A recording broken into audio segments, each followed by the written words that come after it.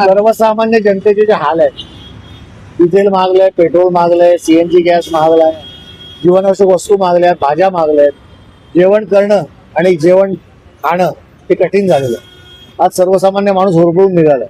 त्याच्या ज्या वेदना आहेत, त्याच्या संवेदना आहेत, या रस्त्यावर उतरून या सरकारला लाज वाटावी म्हणून दाखवण्याचा प्रयत्न आम्ही केला. अच्छे दिन तर नाहीच, पण बुरे दिन आलेत. बैलगाड्या आणि हातगाड्या, सायकल वापरायची वेळ आली आहे. ही परिस्थिती आहे राज्यात. महाराष्ट्रभर उद्धव बाळासाहेब ठाकरे पक्षाचं आंदोलन सुरू आहे.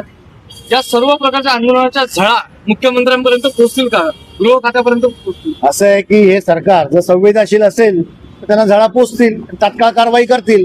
अन्यथा जनतेचा उद्रेक झाला तर जर भस्मासूर झाला तर या भस्मासुरामध्ये केंद्र आणि राज्याचं सरकार जळून खाक होईल.